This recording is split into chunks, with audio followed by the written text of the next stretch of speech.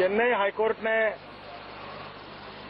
2009 में जो लोकसभा का चुनाव हुआ है उसमें हमारे वर्तमान गृह मंत्री तमिलनाडु के जिस लोकसभा क्षेत्र से चुनाव लड़ रहे थे उनके खिलाफ जो हाईकोर्ट में केस चल रही थी उसमें जांच करने के लिए पर्याप्त सबूत है, ऐसा निर्णय उन्होंने दिया है।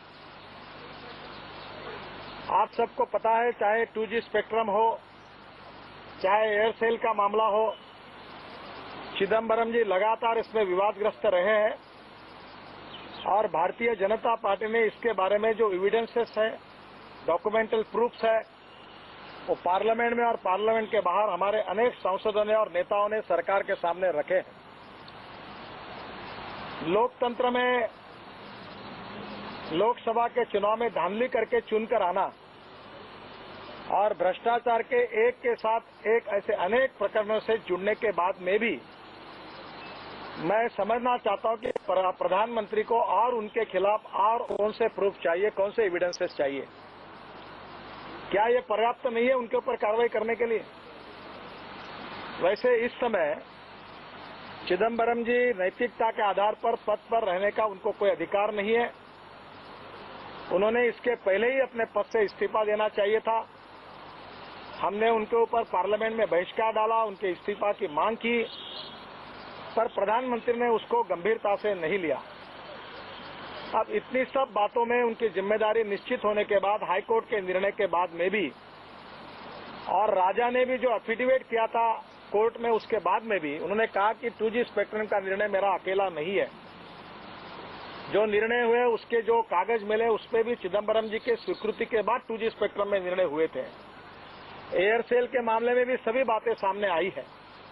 ऐसी सब बातें सामने आने के बाद प्रधानमंत्री जी और कांग्रेस पार्टी, यूपीए और सोनिया जी उनको क्यों संरक्षण दे रही है? सोनिया जी बार बार कह चुकी है कि हम भ्रष्टाचारी और भ्रष्टाचार के खिलाफ कड़ी कार्रवाई करेंगे, हम भ्रष्टाचार को बर्दाश्त नहीं करेंगे।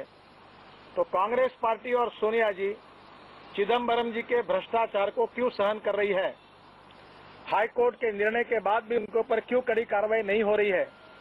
उनसे इस्तीफा क्यों नहीं लिया जा रहा है? उनको मंत्रिमंडल से बर्खास्त क्यों नहीं किया जा रहा है?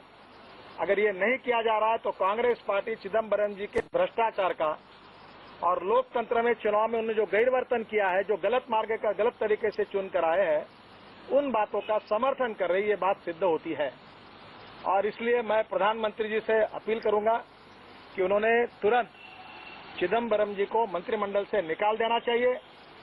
और मैं इस समय कांग्रेस पार्टी से और विशेष रूप से सोनिया जी से उम्मीद करता हूं और उनके वादों को फिर से एक बार उनको याद कर देना चाहता हूं कि जब जब भ्रष्टाचार की बात रही तब तब उन्होंने कहा कि कांग्रेस पार्टी भ्रष्टाचार के खिलाफ लड़ेगी, भ्रष्टाचारियों पर कार्रवाई करेगी।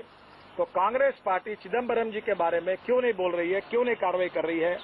देश की जनता इन सवालों का जवाब चाहती है, प्रधानमंत्री से कड़ी कार्रवाई चाहती है और कांग्रेस पार्टी इन सब बातों का जवाब जनता की अदालत में जनता को दे, ये भारतीय जनता पार्टी की ओर से मेरी उनके तरफ अपील है।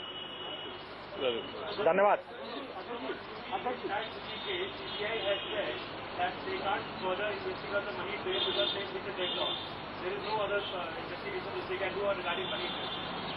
As far as the affidavit of Raja, which is already there, which clearly indicates that in the 2G spectrum, that is not the only decision from the Raja, but it is as far as the principle of collective responsibility is concerned, there is approval from the finance ministry at that time, and that was Chidambaram was the finance minister at that time, so he should have also the responsibility for that.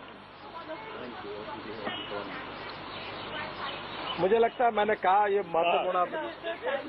धन्यवाद। Thank you.